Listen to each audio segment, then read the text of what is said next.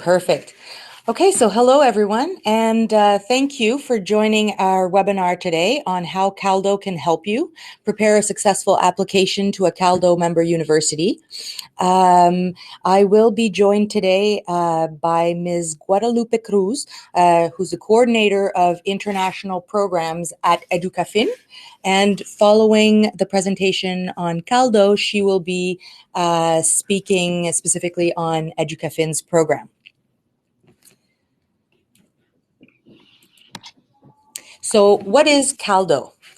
Caldo is a gateway to connect with top Canadian universities, offering high-ranked programs in English and in French to students from all over America. Unlike most other organizations, Caldo focuses specifically on Latin American students. Our expertise throughout Latin America helps us understand what students are looking for when studying abroad, and we can help them find the best programs at one of our universities based on their research interests. Caldo is partnered with sponsoring agencies in 8 Latin American countries, so Brazil, Chile, Colombia, Ecuador, Mexico, Panama, Paraguay, Peru, and Uruguay. So the Caldo universities, the consortium is composed of 9 of Canada's U15 leading universities, which are distinguished from other Canadian universities because of their strong research focus. Our universities are located from Alberta to Nova Scotia. And so we include University of Alberta, University of Calgary, Dalhousie University, Université Laval, University of Ottawa, University of Saskatchewan, the University of Toronto, the University of Waterloo, and Western University. And I will speak about each of these universities further in the presentation. So as I mentioned, our universities are located from Alberta to Nova Scotia. So the Canadian academic system, following an undergraduate degree, students have the option of pursuing their education with a master's degree, where there are 2 types of master's degrees. So there's professional and course-based masters, which are not usually PhD suitable. And there are as well the research thesis options, which are typically 2 years. The research thesis program is what leads normally to the doctoral program, which is we call a PhD, and it is typically between 4 to 5 years.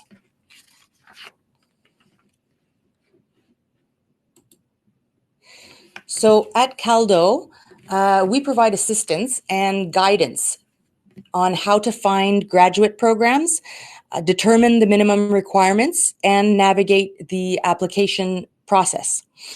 For students interested in master's programs, it's important to note that the Caldo agreements with funding agencies only cover some thesis-based master's programs at some Caldo universities. It depends on their individual internal policies.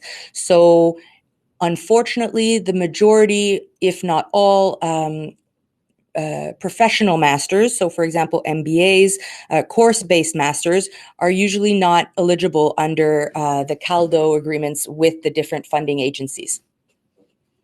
So what we do is we help candidates build their application by gathering all of the required supporting documents, and we then put them directly in contact with the graduate coordinator at their university of choice, who can then make the introduction to prospective supervisors and help them complete their application.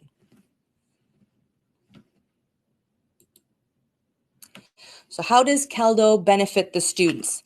Well, firstly, it represents a single point of contact for having access to 9 of the U15 leading universities. We offer guidance on researching master's and PhD programs at each of our Caldo universities. We also provide guidance on how to contact potential supervisors. And we can also support the students and provide assistance for any day-to-day problems. So why do international students choose Canada? Based on CBIE, the Canadian Bureau for International Education, the top 3 reasons international students choose Canada is 1, the quality of the Canadian education system, 2, Canada's reputation as a tolerant and non-discriminatory society, and 3, Canada's reputation as a safe country. In 2018, the number of international students in Canada increased 16% from the number in 2017. 154% increase in international students in Canada between 2010 and 2018. Our Caldo website, which is located at www.caldo.ca, provides many tools and detailed information on the different services that we can offer. In the Studying in Canada section, you will find information on coming to Canada, living in Canada, Canadian society in general, as well as each of the cities in which our Caldo universities are located. You can also find testimonials from students who have come and studied at one of our Caldo universities. You will also see in our universities section a list of all of our universities and direct links to each of their main pages. In the Tools to Apply section is where you're going to find valuable information on, for example, language schools, finding and contacting supervisors. You'll find tricks and tips on writing a statement of research. You'll also find more detailed information on the difference between course-based masters or thesis-based masters. You'll find information on the language requirements, in particular the Toefl internet-based test or the IELTS academic tests, with a brief description of each and in which context one would be proposed over the other.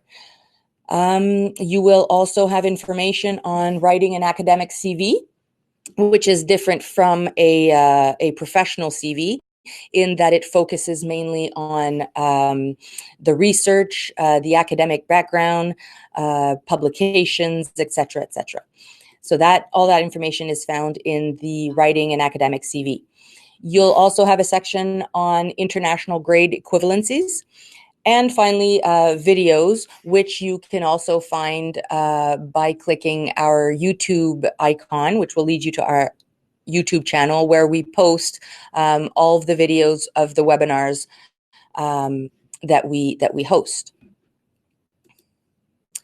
So now, as I mentioned earlier, in terms of each of our universities, so you have in Alberta, the University of Alberta, which is located in Edmonton, a few hours away from the Rocky Mountains. The University of Alberta is composed of 18 faculties, and they offer over 500 master's and PhD programs. They also have Canada's second largest research library systems.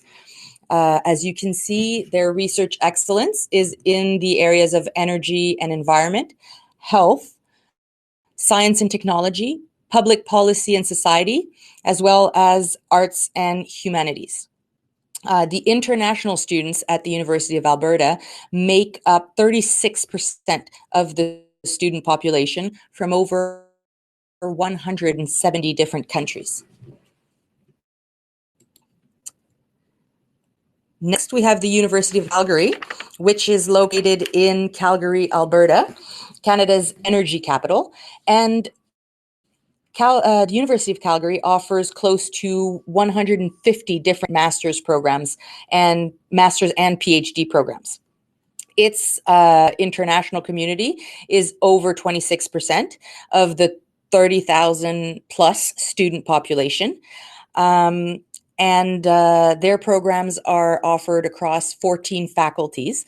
They have a big focus on health research, biomedical research, new Earth space technologies, engineering solutions for health, human dynamics in a changing world, energy innovations for today and tomorrow, and brain and mental health. Next, we have Dalhousie University, located on the east coast of Canada, in Halifax, Nova Scotia. The city has a distinctive coastal culture and groundbreaking research in sustainable oceans, clean technology, energy and the environment, food security, and health and wellness.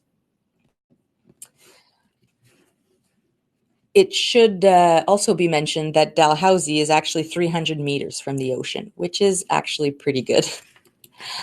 Then you have the Université Laval, which is in Quebec City, Canada, the first Francophone university in North America, and it offers over 500 different master's and PhD programs and has more than 270 centers and research groups.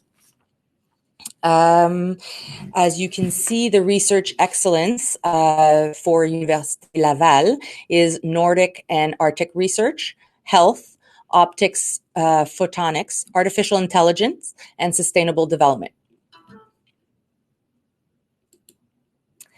Next, we have the University of Ottawa, that is located in Ottawa, Canada. It is North America's largest bilingual university, since it offers programs in both English and French, and students can also do a combination of both languages. It has several subjects that are ranked in the top 150 of the QS World Ranking. Its research excellence is in e-society, health, molecular and environmental sciences, and Canada and the world. Then we have the University of Saskatchewan, which is in Saskatoon, which is composed of 16 faculties, and it offers 154 master's and PhD programs. Its research focus is very much in water security, freshwater resources, food and byproducts for sustainable future, so agriculture, veterinary and animal sciences, energy and mineral resources, as well as synchrotron sciences. So that is for the University of Saskatchewan. Then the University of Toronto, which is the biggest, Canada's largest university, and it has 9 partner teaching hospitals and the 3rd largest library systems in North America. They focus, their research excellence is medical science, especially regenerative medicine, philosophy, medieval and Renaissance studies, computer sciences and engineering, especially machine learning, as well as urban studies.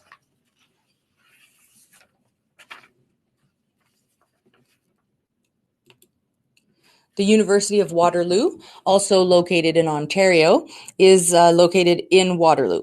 Its computer science program has ranked 22nd globally, and its mathematics department ranked 43rd globally and 3rd in Canada. It is among the Canadian comprehensive universities for 11 consecutive years, and its most innovative university in Canada for 27 consecutive years. The research excellence, 6 faculties, 4 affiliated institutions, and 3 satellite campuses. They offer over 180 graduate programs, including biotechnology, information technology, environment, and energy, and materials, manufacturing, and devices. Then we have Western University, also located in Ontario, this time in London, Ontario. ranked among the top 1% of institutions of higher education worldwide. The university, Western University, has world-class research facilities and internationally renowned faculty members in 12 faculties. Research excellence in neuroscience, brain and mind imaging, international and intercultural relations, wind engineering and natural disaster mitigation, environmental sustainability and green energy, materials and biomaterials. So this covers very broadly the 9 Caldo universities, but we invite each student who is interested in finding out about the programs that are offered at those universities, or who would like to apply to one of those universities, to contact me directly at graduate.coordinator@caldo.ca. And I can provide further information. I can also find detailed information about the programs that you are interested in, and eventually put you in contact directly with each of the graduate coordinators or recruitment officers at the universities. So now, without further ado, I would like to invite Ms. Guadalupe Cruz to speak about EducaFin and its programs. So Guadalupe, can you hear me? Yeah. Can you guys hear me? Can you also reply with a yes? Okay, great. Well, thank you so much to Mary and to the Caldo team. This session has been great. Now, how does it all connect with you as Guanajuato potential candidates? Well, EducaFin, since this year, 2019, has developed the first state program to promote and provide access to higher education of masters and PhDs abroad. What does this mean? Students are accepted into universities across the world that are enrolled in academic excellence programs, are able to access to this specific kind of funding. How does it work? Many of the things that kind of like we noticed when we first opened the call in this year in February, was that many of the students were interested, but they kind of wanted for us to do the admission process with them. So the way that it works is that the program or the call opens in February 2020, and it's going to be open until the funding or the money runs out. What do you need to have in order to participate or fulfill an application? Well, first, you have to be already admitted. What does this mean? This means that you have to reach out specifically to the university that you wish to apply to. You have to go through the application process, and eventually, when you have the acceptance letter, that's when you can come up to EducaFin and request specifically for Talento de Exportación. What is this program about?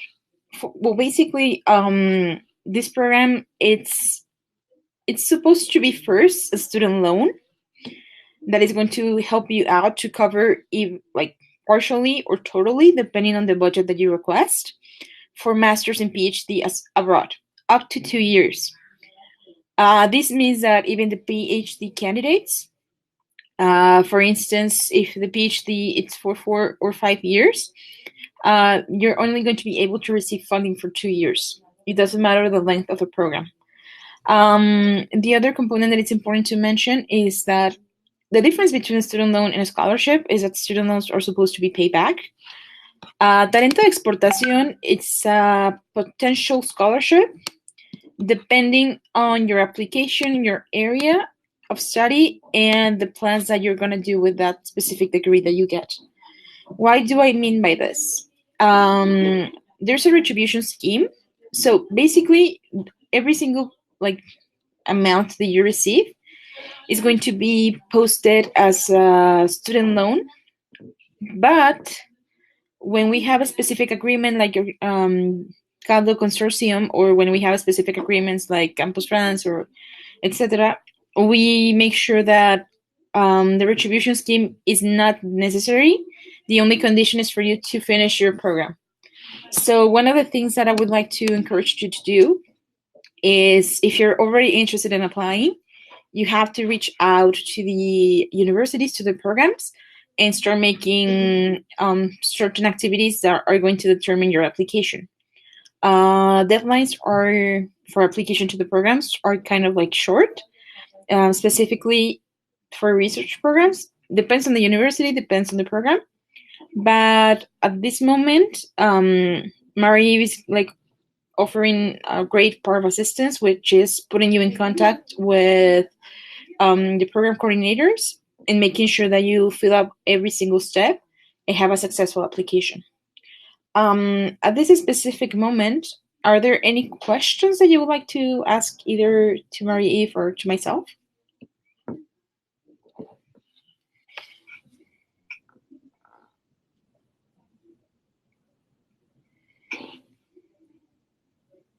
Thank you very much, Guadalupe. I think we have a few people that are typing their questions. I believe the first question is addressed to you, or? From Valentin Morales, can we apply to other scholarships such as CONACYT? Yes, Talento de Exportación comes from a state fund. If your program is also eligible to other sponsorships like CONACYT or FUNED, it's fine by us. It's not either one or the other. You can go ahead and have complementary sponsorships. However, if you do receive complementary sponsorships, it's necessary for you to let know Educafin, just so that we can adjust maybe the amount of money that is going to be paid to the university.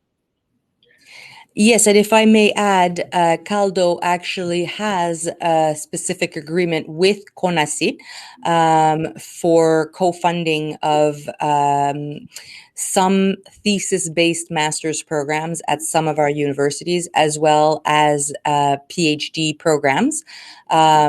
So if you have any questions relating to the scholarships specifically offered by CONACYT, you can also reach out to me and I can give you more details on what the agreement entails.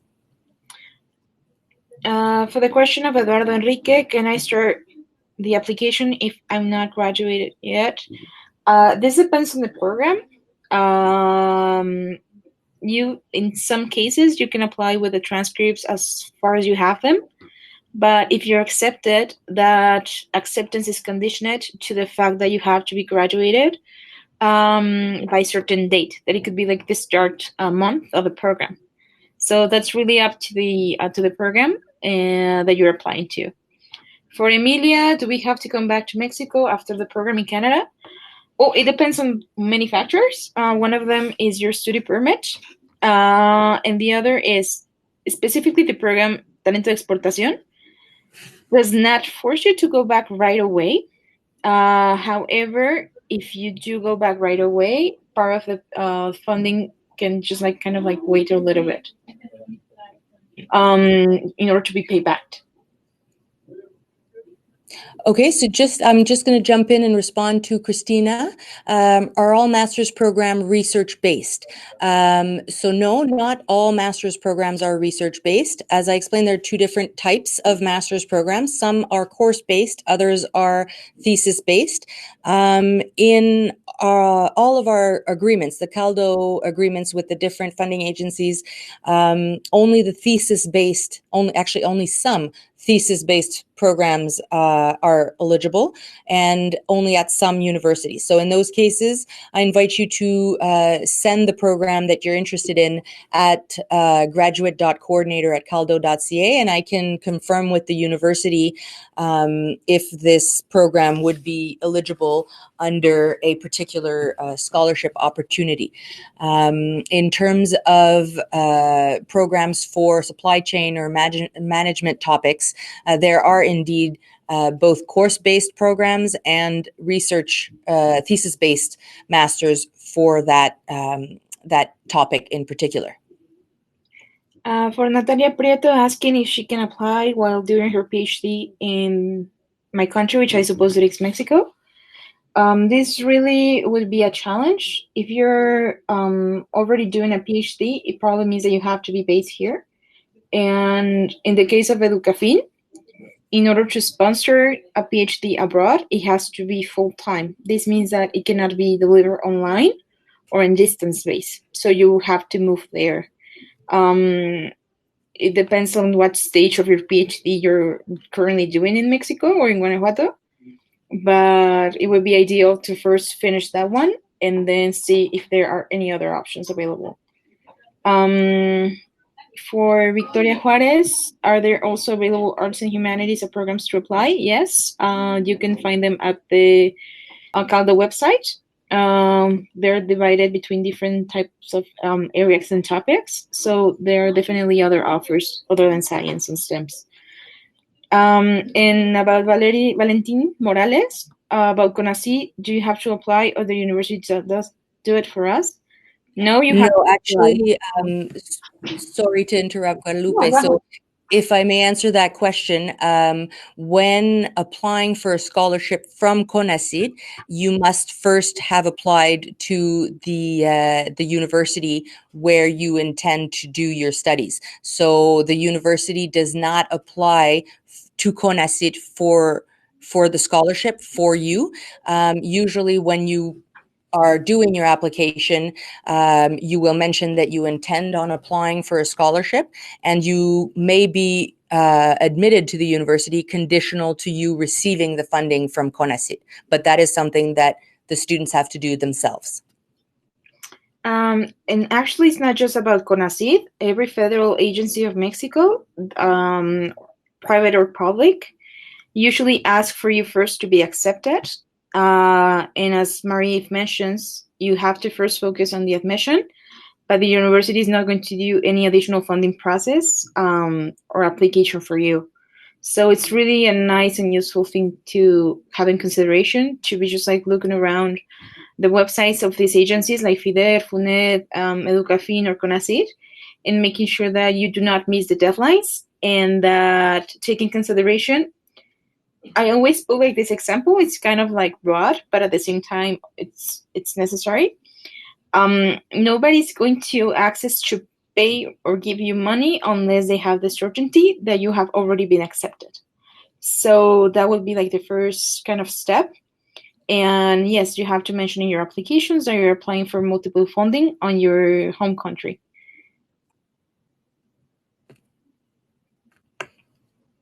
Okay, so if I can answer the next question from Hector, can you do a 6-month residency in a doctoral program? So I'm assuming you are referring to medicine residency in terms of medicine. In Canada, that is one of the areas of research that is slightly complex simply because of the requirements of each provinces. And so this is more of a case-by-case basis and depends on which university is of interest to you. So again, I recommend that you email graduate at coordinator, at caldo.ca with your specific question and slightly more details on the type of residency and the type of doctoral program, and I can certainly find out the answer of that for you. In terms of Enrique's questions, do you have specific areas for the master? On the Caldo website, on the top right corner, there is a section called Research Areas, which will give you all of the different research areas. For masters, it typically covers, as I mentioned, only research-based masters, but the areas of focus depend on the specific call of scholarship. So in certain cases, they may specify that it is only for programs in education or in engineering or in agriculture. So that always depends on the call, which program is eligible. And then also, it depends on which university you're interested in, because not all of them will have will offer co-funding for research-based programs. Okay, so for Juana Sael Cortez Sanchez, how much does it cost to study a master's degree in Toronto, and the Educación Scholarship covers the total fee? It depends. Specifically, I think that Mary can give you a little bit more information, but University of Toronto is really, really a large university. So many other faculties kind of have their own tuition fees. It's not like one fits all. There's a lot of variation depending on the program. So you would have to look specifically what you wish to study and have the estimation of tuition fees. And Educafin has like a limit of budget. So my recommendation would be specifically to find out what program are you interested in. And then we can go ahead and do like a budget estimation to make sure that the funding from Educafin could be covered and be enough. Why is this relevant? I'm going to put just like one example.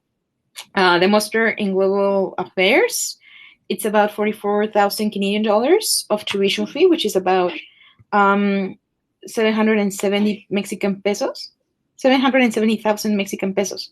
That's pretty much what the overall budget for each scholarship of Educafin is. So that would require, and yet again, this is just an example, to get additional funding for the life expenses. So it depends really about the master program. We're working on a collaboration agreement with Caldo. It's not signed yet.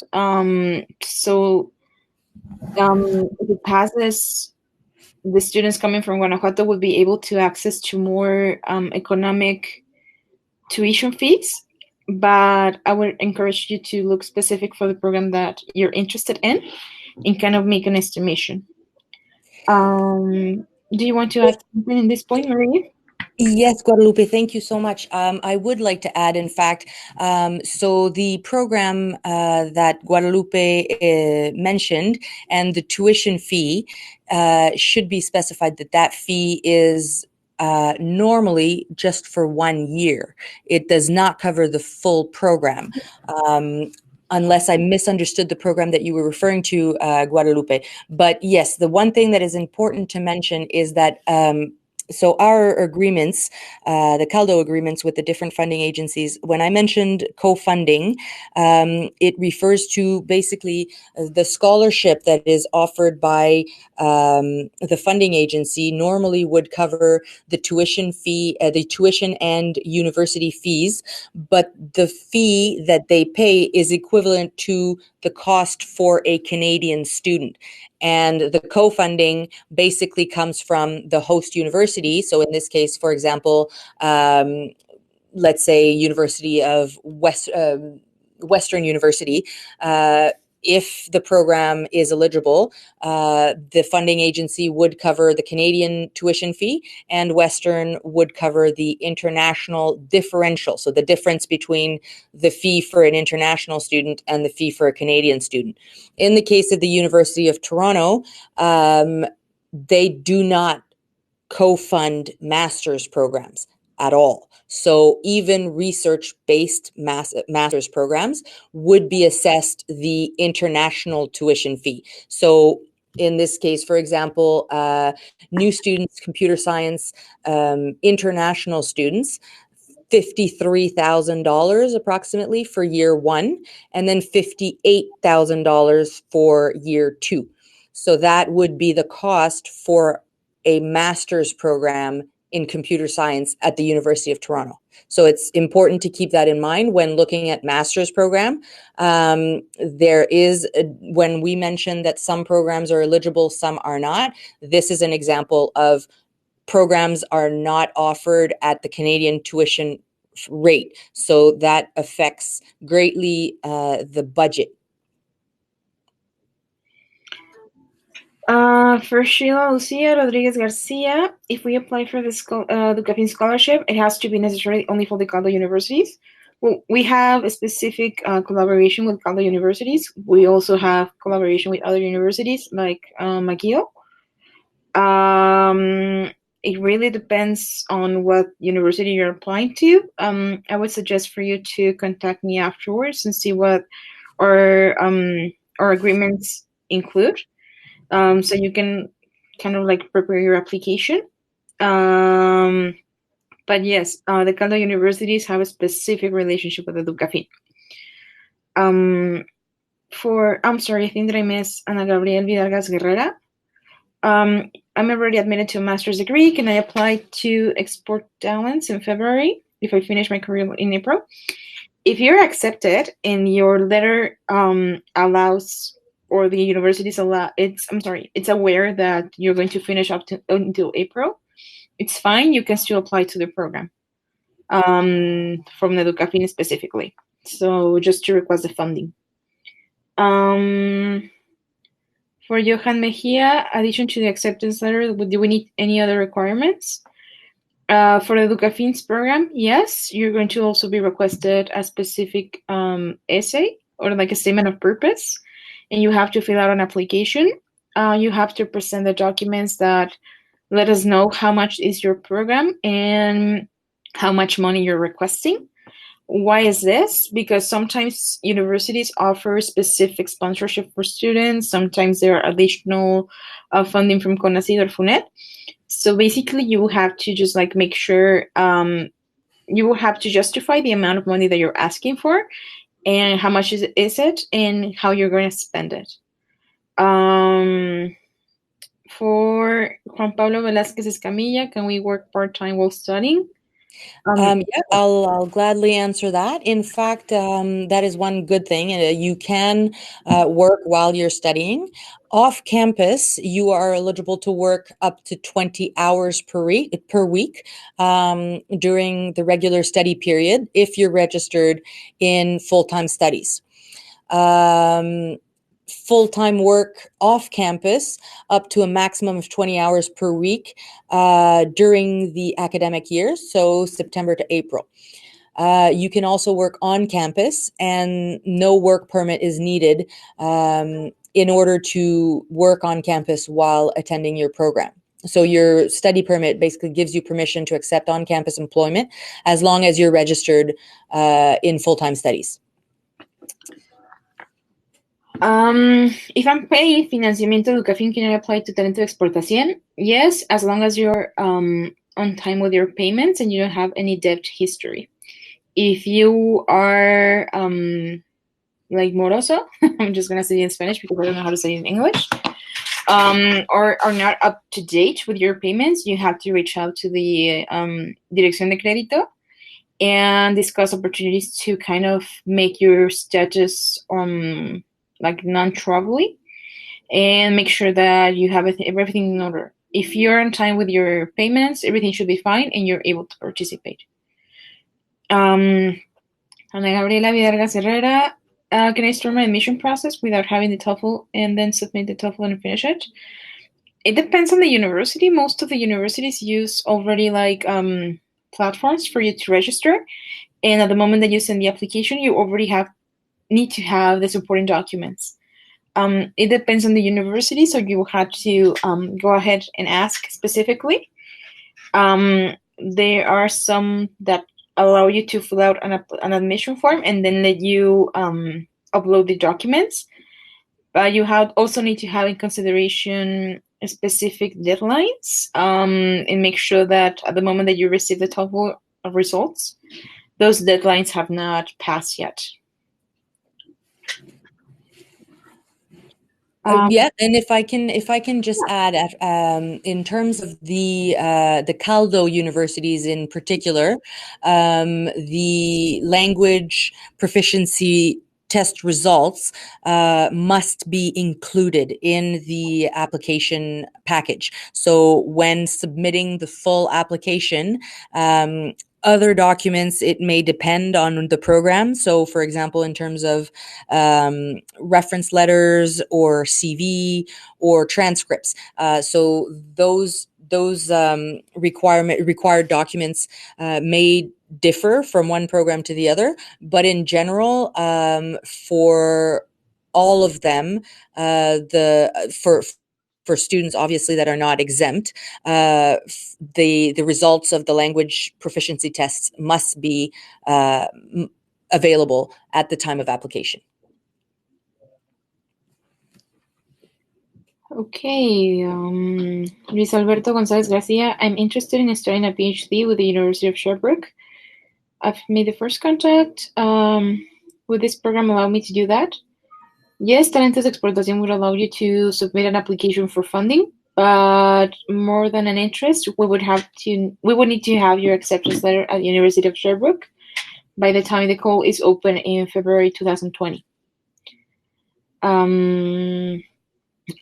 About Emilia, even if we do not apply to Talentos de Exportación, not importación, can we still access to the discount on the local student fees at the university level? I think that it depends. Probably, as Marie-Eve mentioned, CONACYT also has a specific agreement with Caldo. So if your area is included in that and you access to the CONACYT scholarship, you would be able to access to that specific discount. I should specify, Guadalupe, sorry to interrupt. In terms of, so if I read this correctly, you are currently applying to the University of Saskatchewan.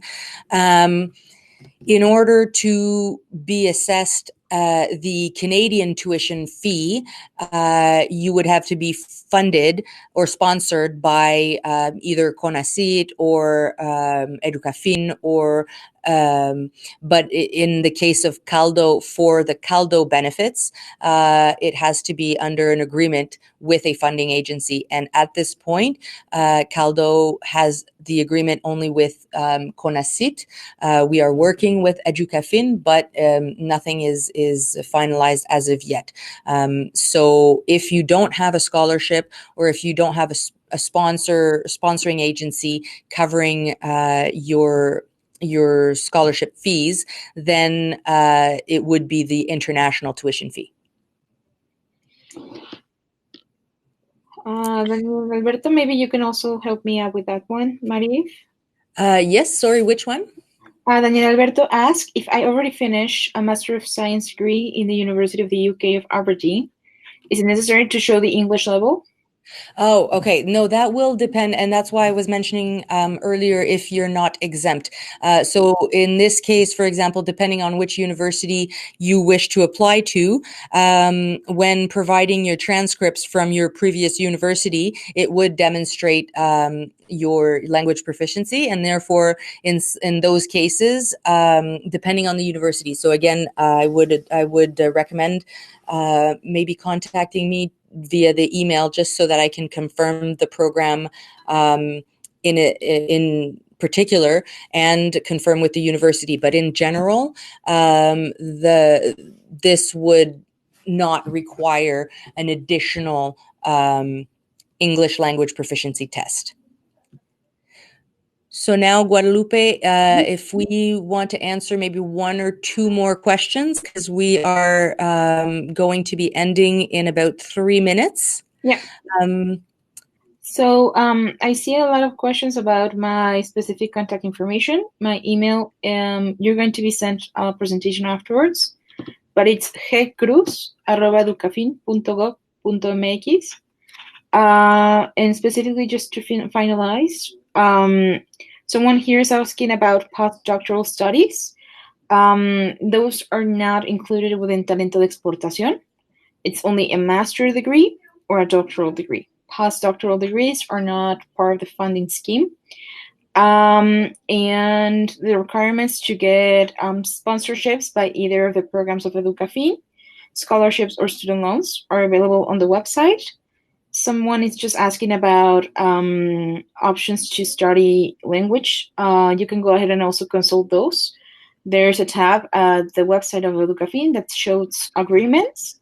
And we're also working with Languages Canada to provide additional discounts. Every single time that a student is admitted into an academic program, they are able to request either a student loan up to 25,000 pesos or the scholarship for the flight. So that's the kind of funding that you could be able to access. But yet again, you would have to consult the website and make sure that the calls are open and the funding is available. My email, it's gcruz@educafin.gov.mx. If you want, Guadalupe, you can write it in the message box for everyone to have it. Perfect. So thank you so much, Guadalupe, for your time today and for discussing the programs with Educafin. And thank you everyone for joining the webinar today.